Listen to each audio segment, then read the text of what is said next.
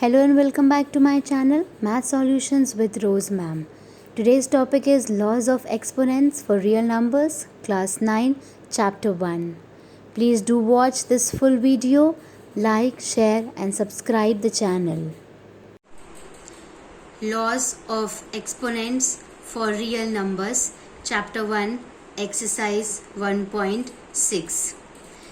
हमारे पास यहाँ पर 4 लॉज के बारे में हम आज डिस्कस करेंगे, पढ़ेंगे।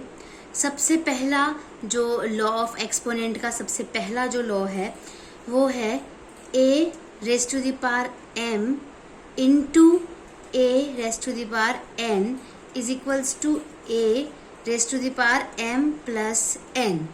इसमें जो a है ये आपका बेस है और जो m और n है, m और जो n है ये आपके एक्सपोनेंट्स हैं। ये आपका बेस हो गया, ये आपका एक्सपोनेंट हो गया और इन दोनों के बीच में यहाँ पर मल्टीप्लाई हो रहा है। तो फर्स्ट जो लॉ है वो हमारा ये है कि जब बेस सेम हो किसी भी कोई भी, ये सब नेचुरल नंबर्स है, जो a भी है, m भी है, n भी है, ये सब नेचुरल नंबर्स होंगे। जो नेचुरल जैसे ये a है, इन दोनों के बीच में यहाँ पे बेस सेम है अगर और मल्टीप्लिकेशन है तो जो पावर्स होंगी वो आपस में प्लस हो जाएंगी। तो ये हमारा फर्स्ट लॉ है, यानी फर्स्ट रूल है, जो कि हम एक्सरसाइज 1.6 के क्वेश्चंस में हम डिस्कस करेंगे।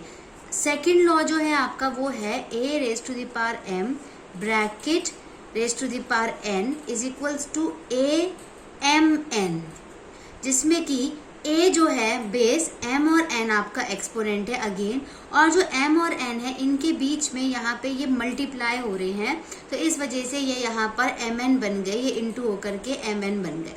ये आपका सेकंड लॉ हो गया। थर्ड लॉ आपका है a raise to the power m divided by a raise to the power n is equals to a m minus n। इसमें भी a बेस, m और n एक्सपोनेंट, लेकिन यहाँ पे जो ऑपरेशन है वो यहाँ पे डिवाइड है। जैसे यहाँ पे मल्टीप्लाई था इन दोनों के बीच में, यहाँ पे डिवाइड है। जब डिवाइड होता है तो जो पावर्स होती हैं वो माइनस होती हैं, ये ध्यान रखना है। जब मल्टीप्लाई है तो जो पावर्स हैं वो आपकी प्लस हो जाएंगी, ये ध्यान रखो साइंस। और जब डिवाइड है तो जो पावर्स हैं आपकी वो आपस में माइनस हो जाएंगी। ये आपको दो चीजें यहाँ पर ध्यान रखनी है। ये आपका थर्ड लॉ हो गया। फोर्थ लॉ पे चलते हैं। फोर्थ लॉ में a raise to the power m and b raise to the power n m is equals to ab means यहाँ पे मल्टीप्लाई हो रहा है a and b raise to the power m। इसमें आपको एक चीज दिखाई देगी क्या, जो कि डिफरेंट है बाकियों में से, कि इसमें बेस अलग अलग है। a भी बेस है और b भी बेस है। इसमें बेस जो है वो सेम नहीं है, लेकिन पावर्स जो हैं, एक्सपोनेंट्स जो हैं वो सेम है, दोनों में m है। तो इसका जो रिजल्ट आएगा वो आएगा कि a इंटू बी और इसकी रेज़ टू द पावर, जो क्योंकि पावर सेम है तो यहाँ पे इन दोनों के ब्रैकेट के ऊपर ये पावर आ गई m। तो ये आपके 4 लॉज हो गए जो कि आपको एक्सरसाइज 1.6 में हम इसको यूज़ करेंगे उस एक्सरसाइज को सॉल्व करने के लिए। और हम कुछ एक आध चीज़ है जो कि हम नोट में ध्यान में रख सकते हैं, इसको नोट करके रख सकते हैं। जैसे अगर कोई भी बेस है, बेस की पावर अगर 0 होती है तो उसका रिजल्ट यानी उसका आंसर इज ऑलवेज 1 आता है। a raise to the power 0 is equal to 1। कोई भी नंबर है, मान लीजिए 2 की पावर 0 है, 3 की पावर 0 है, तो हमेशा उसका आंसर जो है वो 1 आएगा। ये आपको ध्यान में रखना है। एक और अगर हम नोट करने की बात करें वो है, ये सारे आपने देखा ये सब आपके पॉजिटिव पावर्स हैं या पॉजिटिव एक्सपोनेंट्स। अब हम एक और एक्सपोनेंट की बात करते हैं जो कि हमारा नेगेटिव एक्सपोनेंट है। नेगेटिव एक्सपोनेंट के लिए आप किस तरीके से करेंगे, जैसे मान लीजिए अगर आपको a raise to the power minus n बोला जाए, ये a की पावर माइनस में हो गई, पावर जो है माइनस में आ गया एक्सपोनेंट, तो इसका आंसर क्या होगा, ये होगा 1 अपॉन में a raise to the power n। Means ये इसका रेसिप्रोकल हो जाएगा। ये नंबर जो a नंबर है ये रेसिप्रोकल हो जाएगा, 1/a हो जाएगा, और जो पावर है वो माइनस से आपकी प्लस बन जाएगी और ये इसका आंसर आ जाएगा। या फिर आपको कभी ये दे रखा है तो इसका रिजल्ट ये होगा, 1/1 अपॉन में a raise to the power n दे रखा है तो ये इसका आंसर हो जाएगा a raise to the power minus n हो जाएगा। ठीक है।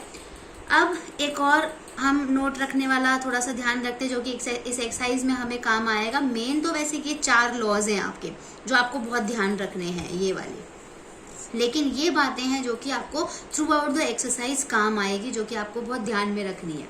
अगर हमारी जो बेस है और जो पावर्स हैं, अगर हमारी पावर्स अपॉन में हो तो मीन्स ए बेस हो गया a raise to the power m upon में n, तो n अपॉन में n है, तो इसके लिए जो आंसर होगा वो क्या होगा, a आएगा एज इट इज।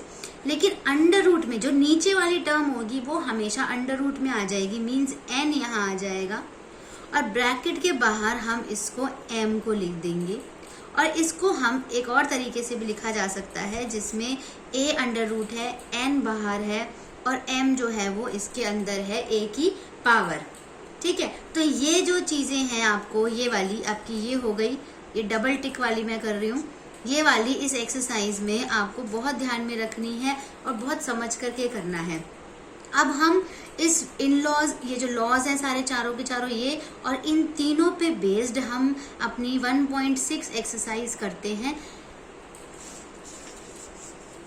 जिसमें कि आपका जो क्वेश्चन है वो है सिंप्लीफाई का क्वेश्चन। सिंप्लीफाई के लिए 2 raise to the power 2/3 into 2 raise to the power 1/5। इसको अगर हम सॉल्व करेंगे तो ये किस तरीके से सॉल्व होगा, जो हमने लॉ पढ़ा कि जब हमारी बेस सेम होती है और मल्टीप्लाई होता है तो पावर्स जो होती हैं वो प्लस हो जाती हैं। तो बेस सेम आ गई और दोनों पावर्स को हम प्लस कर देंगे, 2/3 एंड 1/5। अब इसको हम सॉल्व करेंगे फर्दर, 2 की जगह 2, 3 और 5 जो है 3, 5 आपस में एलसीएम ले लीजिए आप, या फिर 3 और 5 को मल्टीप्लाई कर लीजिए, जो कि बहुत इजी वे है। 3 5 आपका 15 हो गया, क्योंकि ये दोनों प्राइम नंबर्स हैं तो इसलिए हम इनको मल्टीप्लाई कर सकते हैं एंड फिर हम उसका क्रॉस मल्टीप्लाई कर सकते हैं। 3 5 15, अब 5 2 आपका 10 हो गया, प्लस 3 1 3 हो गया। तो जो ये हमारा इसका जो फाइनल आंसर आया वो आया हमारा 2 raise to the power 10 + 3 13 divided by 15 या अपॉन में 15। तो ये आपका फाइनल आंसर आया है। अब हम एक दूसरे सेकंड लॉ की बात करें, जिसमें कि हमने मल्टीप्लाई वाला देखा था कि अगर जैसे ये देखिए 1/3 इसकी पावर 3 है और यहाँ पे इसकी whole raise to the power 7 है। तो अब आप ये देखिए, ये जो नंबर्स हैं ये a समझ लीजिए था, ये m है और ये n है। जब हम इन दोनों नंबर्स को मल्टीप्लाई करेंगे तो ये mn बन जाएगा, तो 1/3 हम एज इट इज लिखेंगे। और जो ये 3 और 7 है, इन दोनों को मल्टीप्लाई करेंगे, 3 7 का क्या होता है 21। तो ये आपका फाइनल आंसर आएगा, जो कि आपका सेकेंड लॉ है। नेक्स्ट हम चलते हैं हमारे थर्ड लॉ में, जिसमें कि डिवाइड हमने देखा था कि जब हम बेस के बीच में डिवाइड हो रहा है अगर तो इसके लिए हम क्वेश्चन ले लेते हैं 11 1/2 इसकी पावर हो गई 11 रेज़ टू द पावर 1/4 हो गई, इज इक्वल्स टू 11 ये जो पावर्स जो हैं ये आपकी डिवाइड हैं, तो ये अब आपकी बेस सेम है तो पावर्स जो हैं माइनस होंगी क्योंकि डिवाइड है। 11 1/2 माइनस 1/4। अब इसको फर्दर सॉल्व करेंगे, 11 की जगह 11, इन दोनों का अब एलसीएम लोगे 2 और 4 जो है, अगर हम उसके एलसीएम की बात करें 2 4, 2 1 2, 2 2 4, 1 का 1, 2 1 2, तो यहाँ पे आपका 2 2 4, 4 आपका एलसीएम आ गया।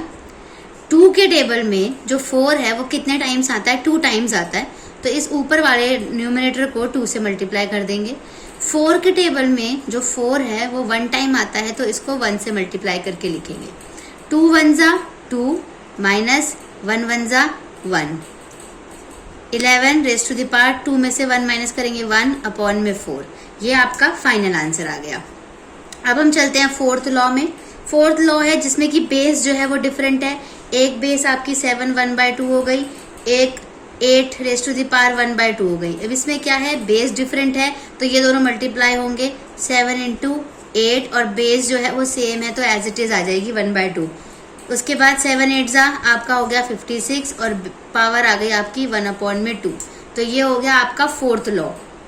अब हम इसी एक्सरसाइज में 1.6 में एक और क्वेश्चन है जो कि हमारे दूसरा जो हमने एक नोट सीखा था उसके ऊपर है, जिसमें कि पावर अगर हमें अपॉन में दे रखी है तो किस तरीके से सॉल्व करेंगे। जैसे एक क्वेश्चन है हमारे पास 64 रेज़ टू द पावर 1/2। तो सबसे पहले हमें 64 का एलसीएम निकालना है, या फिर हम ये देख सकते हैं कि 64 किसका स्क्वायर होता है। अगर हम स्क्वायर की बात करें तो 64 8 का स्क्वायर होता है, मीन्स 8 8 जा 64। तो इसको हम 8 स्क्वायर ऐसे लिख सकते हैं, और जो ये पावर है वो हम इसकी अलग से बाहर लगा देंगे, जिसमें ये दोनों आपस में मल्टीप्लाई हो रही हैं। तो 2 से 2 कैंसिल हो जाएगा और 8 की पावर जो है वो 1 बचेगी, जिसका मतलब 8 होता है। ठीक है, तो ये इस तरीके से ये फाइनल आंसर इसका आ जाएगा। 6th एक और अलग तरीके का क्वेश्चन लेके चलते हैं। जैसे आप सपोज 9 है, 9 की पावर जो है वो 3/2 है। सेम करेंगे, 9 जो है वो किसका स्क्वायर होता है, 3 का स्क्वायर होता है। 3 का स्क्वायर इस तरीके से लिखा और पावर जो है बाहर 3/2 लगा दी। इन दोनों के बीच में मल्टीप्लाई का साइन होता है, मल्टीप्लाई होता है। 2 से जो 2 है वो कैंसिल हो गया आपका, और 3 की पावर आ गई आपके पास 3 की पावर 3। अब इसको किस तरीके से लिख सकते हैं, 3 की पावर 3 मीन्स ये रिपीट हो रहा है 3 टाइम्स, 3 × 3 × 3, जिसमें 3 3 = 9, 9 3 = 27 आपका फाइनल आंसर हो गया। एक और लास्ट क्वेश्चन अब हम समझते चलते हैं, जिसमें हम नेगेटिव पावर की बात जो करी थी, हमने नेगेटिव पावर को देखेंगे। 125 आपका बेस है, आपकी जो एक्सपोनेंट है वो आपकी नेगेटिव है, -1/3 है। अब जो नेगेटिव है उसको किस तरीके से करेंगे, जैसे अगर हम 125 का अगर हम एलसीएम लें 5 से करें, 5 2 = 10, 5 5 = 25, 5 5 = 25 एंड 5 1 = 5। यहाँ पे देखिए आप 5 कितने टाइम्स आ रहा है, 3 टाइम्स आ रहा है। तो 5 की पावर 3 हम लिख सकते हैं इसको 125 को, और जो ये -1/3 है ये बाहर एज इट इज रहेगा।